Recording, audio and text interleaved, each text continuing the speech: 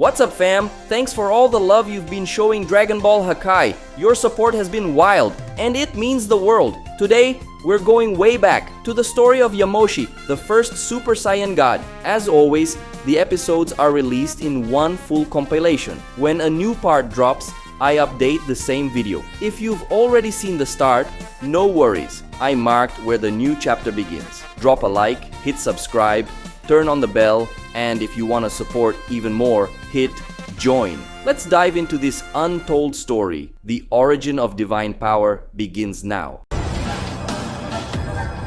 Hakai.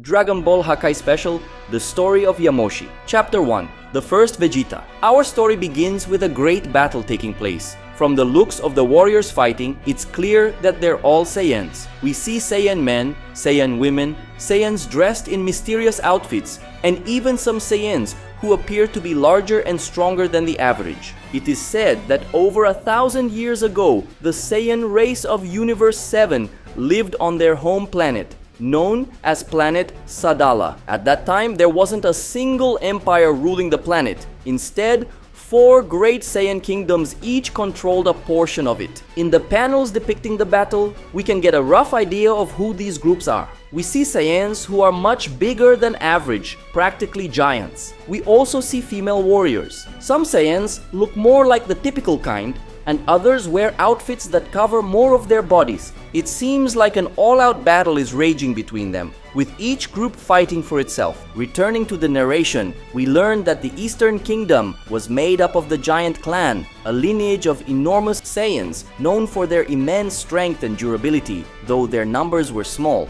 In other words, they were a powerful people, but very few of them existed. In the main story of Dragon Ball Hakai, we met a guy named Verdon, the Giant of the East. Verdon was clearly much larger than the average Saiyan, and it's said that he was a descendant of the Giant Clan. In fact, he was the last remaining descendant. King Vegeta also mentioned the Giant Clan when talking to Bardock, saying that they were incredibly powerful warriors. He even mocked Verdon, saying that he was clearly much weaker than the legends claimed the giants were. It looks like these giants we're seeing now were Verdon's ancestors, but Verdon probably wasn't a pure-blooded giant, especially since there didn't seem to be any of these giants left. He probably had a giant ancestor and manifested those genes more intensely, which is why he was bigger and stronger than the average Saiyan. Keep in mind that it said Verdon was at the top of the power scale among low-class Saiyans, meaning he was much stronger than most warriors on the planet. However,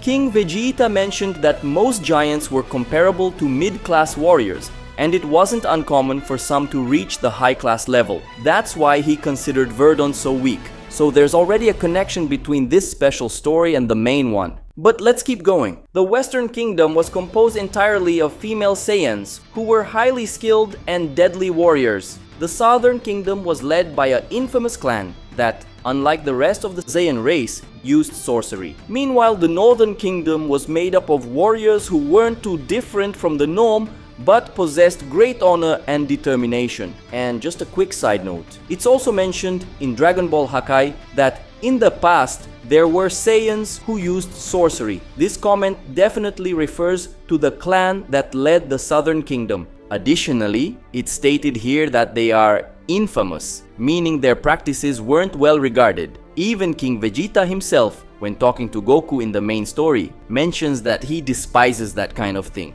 So, there's another connection here. Now moving on, the Eastern Kingdom, the Kingdom of Giants, was ruled by War Chief Brokkon, the Slayer of 1,000. This guy was known for his immense strength and resilience, as well as for an incredible feat, single-handedly facing and killing a troop of 1,000 enemies. In the middle of the battlefield, a silhouette emerges. This silhouette belongs to a fierce-looking woman holding the head of an opponent. This woman is Aspa, the Bloody Beauty. She is the war lady of the Western Kingdom, known for being a stunning yet lethal warrior, often having her body drenched in the blood of her enemies. Looks like this woman has a unique kind of skincare, huh? Aspa shows just how ruthless she is, proudly displaying her enemy's severed head like a true trophy. The Supreme Lord of the Southern Kingdom is the infamous Zukran, the Reaper, said to have taken countless lives with his treacherous spells. And now we see someone we already know well. While this guy is surrounded by enemies, it's stated that the Northern Kingdom is led by a newly appointed leader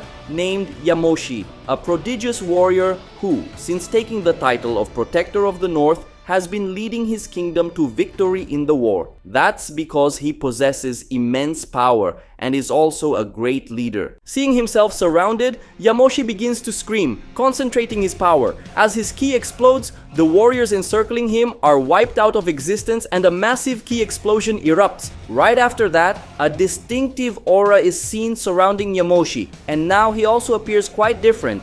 Both his eyes and his hair have taken on lighter tones. The leader of the Eastern Kingdom is War Chief Brokon, the Slayer of 1,000. The leader of the Western Kingdom is War Lady Aspa, the Bloody Beauty. The leader of the Southern Kingdom is Supreme Lord Zukran, the Reaper. And the leader of the Northern Kingdom is Protector of the North Yamoshi, known as the Super Saiyan, unleashing his transformation, which has just multiplied his power dozens of times over. The Super Saiyan charges through the enemy troops, sending everyone flying. With a fierce gaze and a war cry, he prepares a punch, undoubtedly aiming at someone. Yamoshi's target is Brokon, the Slayer of 1,000, who smirks and accepts the Northern leader's challenge, saying he wants to see the power of this so-called Super Saiyan.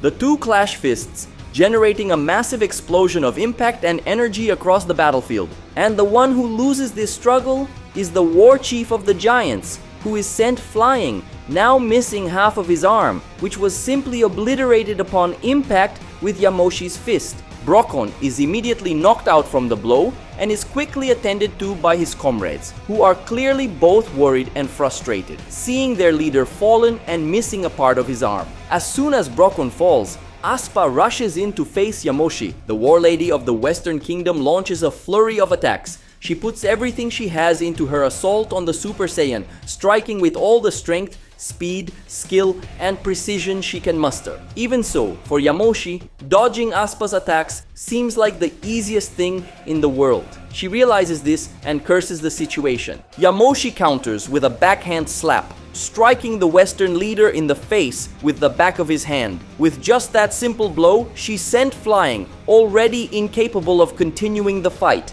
Aspa's battle sisters are in shock, watching their leader be defeated so effortlessly. But the one who truly takes advantage of this opportunity is the Supreme Lord of the Southern Kingdom, Zukran, who uses his magic to ensnare Yamoshi with a magical bind that seems to cause him pain. Zukran thanks the Northern Protector for helping him deal with those two, who probably would have given him a lot of trouble. Now he's going to get rid of Yamoshi as well and win this war. But Yamoshi shows Zukran that underestimating the Super Saiyan is a big mistake. Raising his ki, he shatters the sorcerer's magical bind, completely shocking Zukran. Then Yamoshi moves at a speed the Southern leader can't keep up with, instantly appearing right in front of him with his hand pointed straight at his face, ready to blow Zukran's head off if necessary. Yamoshi tells Zukran that his magic is nothing against his power and orders him to surrender or die. The Reaper doesn't want to have his own life reaped today, so all he can do is lower his head and accept defeat, saying that he surrenders. After Yamoshi transforms into a Super Saiyan and defeats the leaders of the other 3 kingdoms on planet Sadala, he is declared the new Saiyan King. From now on, the Saiyan peoples of Sadala would no longer be divided into 4 kingdoms, but instead united into a single kingdom, ruled by the great Super Saiyan warrior. Because of his kind heart, and also as a political strategy, Yamoshi decides to spare the other leaders and even grant them leadership positions in his government. By doing so, Yamoshi is able to more easily gain the affection and trust of the other Saiyan peoples, since he is welcoming into his inner circle the very leaders they trusted and followed. After becoming the king of all Saiyan peoples, Yamoshi decides to abandon his birth name and adopt a royal name, one that would be passed down to his descendants, the future Saiyan kings. The name he chooses is Vegeta, and so King Vegeta I emerges, founding the Vegeta dynasty. So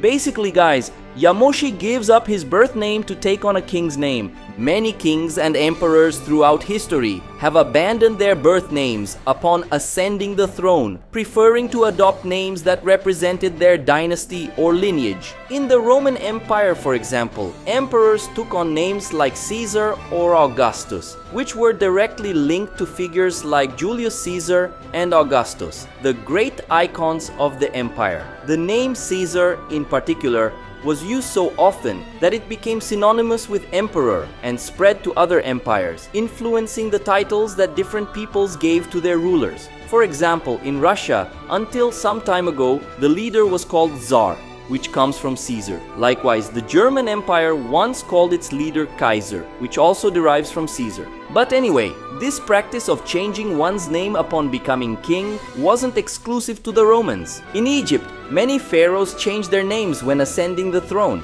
In China, emperors also adopted special names like Kangxi or Qianlong, which symbolized not just their reign, but also a new era or cycle for the empire. In France and England, it was common for kings to choose names from older dynasties. This kind of name change helped solidify a king's or emperor's power, showing that they were part of something greater and more enduring than just an individual figure. And in Dragon Ball, the same concept applies, since there apparently existed a lineage of Saiyan kings named Vegeta, with the Vegeta we know being the fourth in that line, as his full name is Vegeta the Fourth. Anyway, I just wanted to share this Dragon Ball trivia with you guys and its connection to real life. A few years later, thanks to the unity of all Saiyan peoples and the competent rule of King Vegeta I, planet Sadala was able to prosper like never before. And in fact, we can already see some signs of technology starting to emerge on the planet,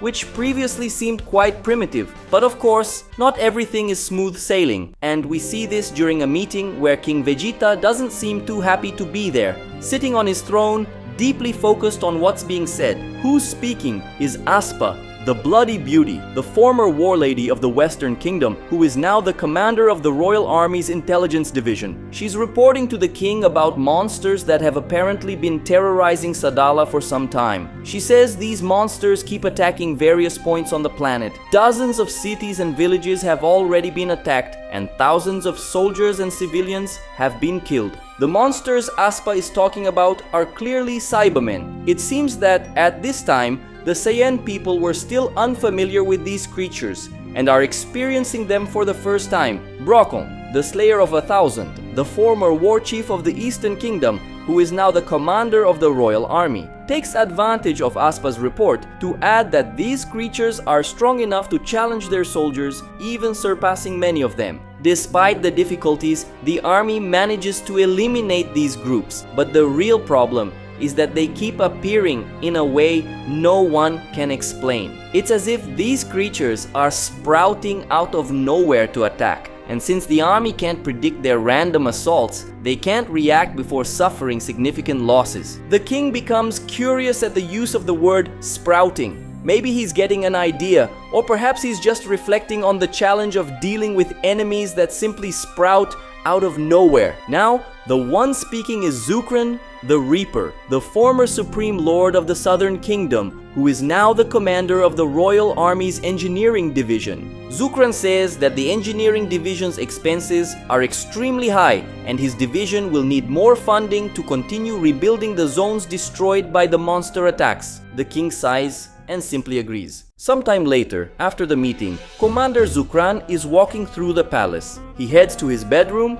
and once he gets there, he lets out a grin he seemed to have been holding back for a while. After that, he grabs a device from inside a drawer in his room's furniture, and by pressing a button on the device, he contacts someone via hologram, a woman who, judging by her pointed ears, appears to be a Majin. The woman seems a bit surprised that Zukran is reaching out. She didn't seem to expect him to contact her again so soon. She comments that he got in touch faster this time, which suggests they've spoken before and that he usually took longer to reach out. Zukran informs her that the king has just approved more funding for his division and that, as usual, he will siphon off part of the money to buy more Saibaman seeds. But this time, Zukran wants a much larger quantity, enough to create a small army. The Majin woman seems intrigued by his request and asks if he can really afford it. She warns him that since she has already secured so many seeds for him, they're starting to run low, so she'll have to charge more for each one this time. It's just the law of supply and demand, right? If supply is low and demand is high, the price goes up. But it seems like Zukran isn't stingy, and he tells her not to worry about that, just bring him what he's asking for. Besides, he also wants those special bugs she mentioned last time. The Majin woman tells him not to worry, she'll bring everything. As soon as the call ends, Zukran can't contain his excitement, saying that the king won't see it coming. In other words, guys, Zukran is one hell of a corrupt scumbag. As we saw in Dragon Ball Daima, it turns out that the Cybermen actually originate from the demon realm, and if you look at their pointed ears, that becomes even more evident. This Majin woman is getting the Cyberman seeds from the demon realm and smuggling them to Zukran, and Zukran in turn is using the Cybermen to wreak havoc on Sadala, destroying cities and villages. Since he's the leader of the engineering division, it's his division's job to rebuild whatever gets destroyed. So whenever something is destroyed, the king provides funding for his division, and Zukran uses part of that money to buy more seeds and cause even more destruction. Basically, the more destruction the Cybermen cause on the planet, the more money Zukran gets, making the king's life even harder, all while securing resources for his eventual grab for power. And as for those special bugs he mentioned, he's probably referring to the meaty bugs that exist in the demon realm. But which ones exactly? A few days later, Zukran has yet another of the many meetings he's already had with the supplier of Cyberman seeds. This meeting, which probably follows the same pattern as the others, takes place in the middle of a desert, where there's no one around to witness the betrayal. Zukran arrives in an airplane from the planet, while the smuggler shows up in a ship typical of the demon realm. The smuggler from the demon realm, named Dema, steps out of the ship through a ramp that was just lowered onto the desert floor, already showing 2 full sacks, presumably filled with Cyberman seeds. Judging by their previous conversation, these sacks probably hold enough to wreak havoc across the Saiyan cities. Dema comments again that Zukran ordered a lot this time and asks if he's really going to be able to pay. Zukran walks up to her, answering yes. The more destruction those little monsters cause, the more money the king gives to his division to rebuild villages and cities, so the more money he can divert to make new purchases from her. Obviously, he can't slack off on the reconstruction of the major cities or the king would notice, but no one will care if a poor village or two doesn't get rebuilt as well as it should. Dema says Zukran is really wicked for leaving those poor folks in misery just to buy more of the very creatures that destroy them. But she doesn't say it with a look of contempt or pity. She says it with a look like she finds it all amusing. Zukran justifies the wickedness by saying it's a necessary evil, but he also says this situation won't last much longer. The king's popularity is dropping fast due to all the destruction caused by the Cybermen and the crown's failure to deal with them. At this point, both public opinion and many within the army are starting to question King Vegeta's ability to rule. Zukran believes that one more massive Cybermen attack, strong enough to cause major casualties and destruction, could be enough to get the king deposed. And when that happens, he, who has secretly gained the support of many in the army, will take over. But Zukran is eager to see the goods and asks Dema to show him the so-called magic bugs she brought. Dema, after handing over the sacks of Cyberman seeds for Zukran to hold, pulls out a smaller bag, takes out some oddly shaped bugs, and shows them to Zukran, extending her hand so he can get a better look. She says these are the Medibugs. She brought a few kinds for him to check out, and each insect has a different function. But among all of them, in her opinion, the most useful are the join bugs. She highlights that specific insect for Zukran to see better and explains that a person can gain unimaginable power by using this little thing. Zukran gets really interested and asks her to explain more. She tells him that when 2 people eat this insect, their bodies merge. She explains that there are several types of join bugs and each one results in a different kind of fusion.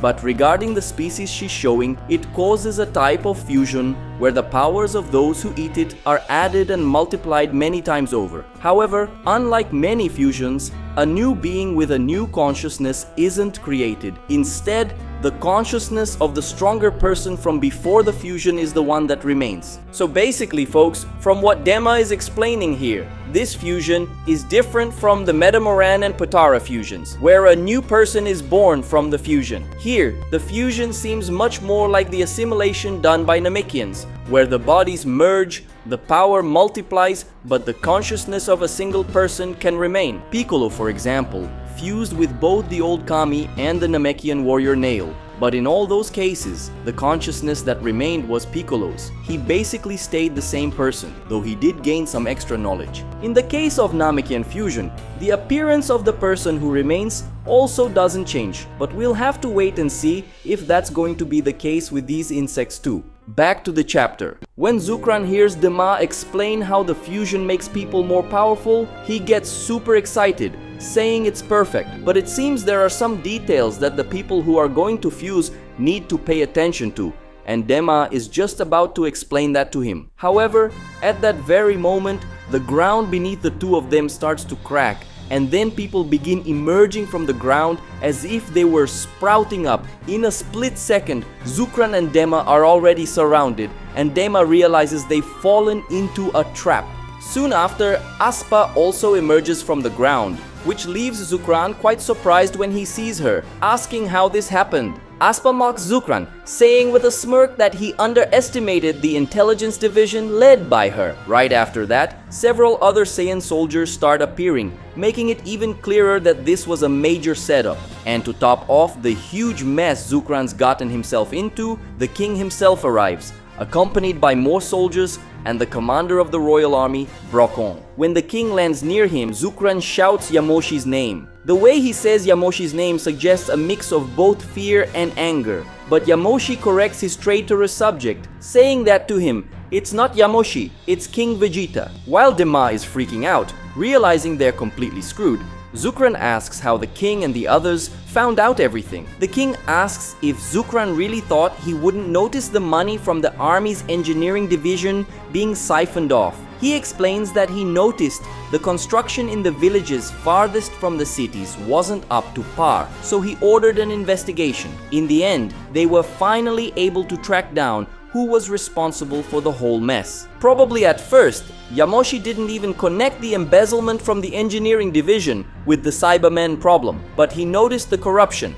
and while investigating, ended up discovering the connection. Well, Zukran gets extremely pissed off at that explanation. He says it's absurd and asks what kind of king would go that far just to care about the riffraff. Yamoshi replies that the kind of king he is does care about that sort of thing. Brokon declares Zukran under arrest, telling him to surrender or else he's going to die. Zukran says he'd rather die, and then fires an energy blast in the king's direction. But the king doesn't even bother to move and takes the blast head on. However, Zukran's attack seems to have been completely insignificant to Yamoshi, who now reveals yet another transformation, Super Saiyan 2. Looks like this is the first time Zukran is seeing Yamoshi using this transformation. He notices that Yamoshi's appearance is a bit different and he seems even more resilient. Zukran realizes the king has boosted his power even further, which leaves him both amazed and furious. Seeing that Zukran has no intention of surrendering, Brokon orders that the traitor be executed.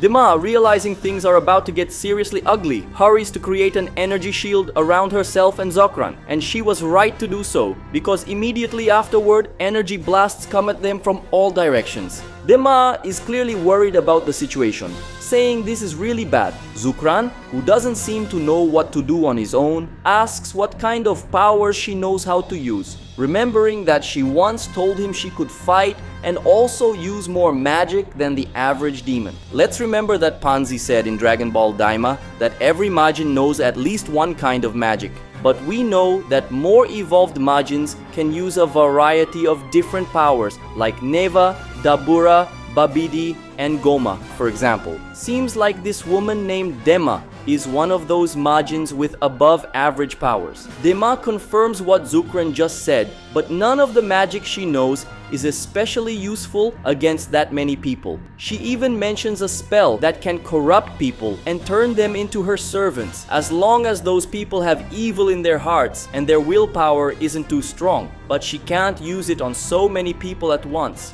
This spell Dema mentioned might be the same one Babidi used to recruit his subordinates, though maybe she's just not as skilled as Babidi after all. In terms of magic, hardly anyone compared to him, but it could also be a different kind of spell with a similar effect. After hearing what Dema just said, Zukran finally seems to get an idea, even if it's not one he likes very much. He looks at the join bug that Dema had just shown earlier, grabs it from the ground, and eats half of it. Dema doesn't understand what he's trying to do and asks what he's doing, but before she can even react, Zukran takes advantage of her open mouth and shoves the insect down her throat.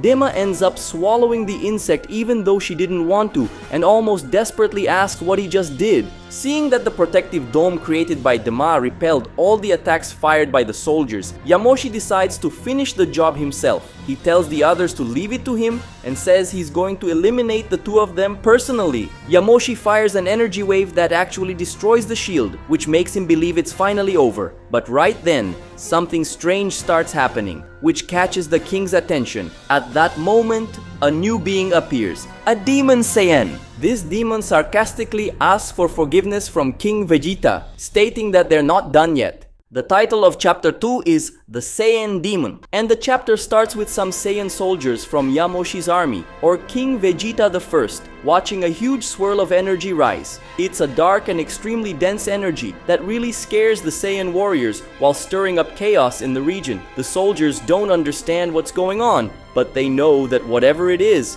it's definitely not good. And in the middle of all that swirling energy, a new person appears, a being never seen before, but with a very familiar look. This being that's just been born is the result of the fusion between the Saiyan Zukran and the demon Dema. This being is a Saiyan demon. Aspa is very confused and asks the king what happened to Zukran and that other person who was with him. Of course, Yamoshi doesn't really understand much either, since he probably never saw anything like this happen before and probably isn't familiar with the concept of fusions. But he manages to roughly figure out what happened and replies to Aspa saying it seems that Zukran's body and that woman's body merged, and not only their bodies, but their powers too. Yamoshi notices that the power Zukran is giving off now is incomparably greater than before, and he says this with concern, which means Zukran's power may have increased to the point of becoming a threat even to Yamoshi in Super Saiyan 2, who currently has his normal power multiplied about 100 times. Zukran addresses the king and with great satisfaction raises his hands and starts releasing a strange energy while telling Yamoshi to watch his soldiers become his. Zukran extends his hands and starts spreading that strange energy around, and it spreads like a sort of dust that quickly reaches everyone nearby. The moment that dark energy starts spreading, everyone around starts feeling strange, like something really bad is happening. It doesn't take long before everyone starts feeling extremely unwell. They start collapsing, screaming, and writhing. Some seem to be feeling pain in their bones or muscles. Others look like they're choking. Others seem to be going insane. But what they all have in common is that none of them are doing well. But among everyone, King Vegeta stands strong, the only one still on his feet among the fallen warriors. But you can see that even the king isn't doing all that well, and he seems to be feeling some level of discomfort too. Brocken starts putting into words what's happening. In terrible shape,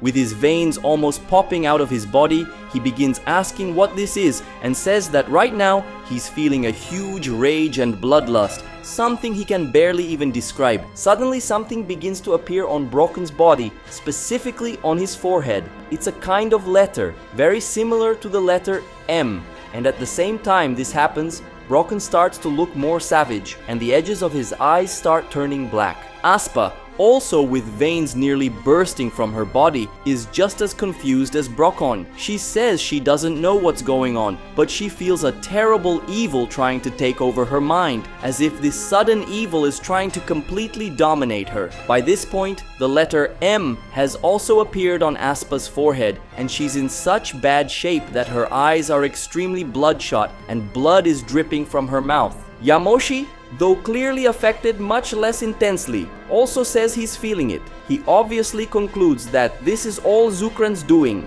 that he's trying to take over their minds through some kind of spell. But the king is determined not to let something like that happen. And so he begins to release his ki with great intensity, shouting as he pushes the flaming electric aura of Super Saiyan 2 even higher. Yamoshi shouts that he won't allow himself to be dominated, and at the same time he shouts this, the strange energy released by Zukran begins to be pushed away from him. In the end, the great pride, determination, and power of King Vegeta I prevailed against the magic of the Saiyan demon. No one can bend the pride and determination of a Vegeta like that. This leaves Zukran very surprised, hardly believing that Yamoshi managed to resist his domination. Yamoshi turns to his commanders, Brokkon and Aspa, telling them to resist too. To resist, they need to release their powers and strength of spirit. Brokkon, the slayer of 1,000, and Aspa, the bloody beauty, prove that they are truly worthy of being commanders of the Saiyan army led by the great king Vegeta I. Gathering all the willpower and ki they have, they scream as they unleash their powers, causing a flaming aura to emanate with extraordinary intensity while expelling the invading evil energy released by Zukran. Brokkon and Aspa, now transformed into Super Saiyans, catch their breath. They're tired, but they were victorious in this battle for their own minds. It seems that during the time that passed between Yamoshi's victory over them and now, Brokkon and Aspa managed to evolve further and reached Super Saiyan. Honestly, that was already expected, since from the start, it was clear that their power levels weren't that far from base Yamoshi's, and they probably only needed a bit more training to reach that level too. After discovering the existence of this transformation by seeing Yamoshi use it, they must have trained specifically for it and ended up figuring out how to reach that level. Just by looking at their hair, this transformation might even remind you of Super Saiyan 3, since their hair is pretty long, really resembling Super Saiyan 3, but that's definitely not the case. First off, Yamoshi has only shown Super Saiyan 2 so far, and I doubt Brokkon or Aspa managed to become stronger than him. Second, they still have eyebrows, and they don't give off that more intense electric aura of Super Saiyan 3. But anyway, comment what you thought of Brokkon and Aspa's Super Saiyan designs. I personally thought they looked super cool. And about this magic from Zukran, it's clearly the same spell Babidi used to get his henchmen.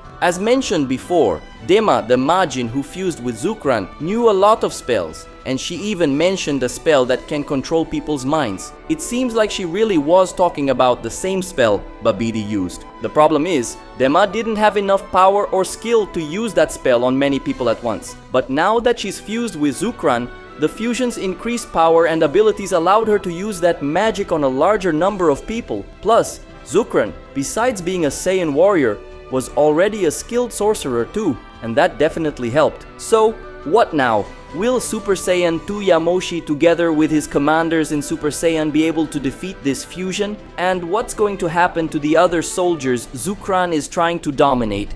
That's something we'll have to wait for the next part to find out. If you enjoyed this video, don't forget to leave a like because that really helps the video do well. And also don't forget to comment and share the video with someone you think might enjoy it. To show that you watched all the way to the end, comment Saiyan Demon to help us out and show that you're a big fan of the story. And if you want to help even more with the production of Dragon Ball Hakai, check out our Patreon. The link to learn more is in the video description and the pinned comment. Take a look with no obligation and see if it interests you. Cool? That's it guys. A big hug to all of you and see you in the next video.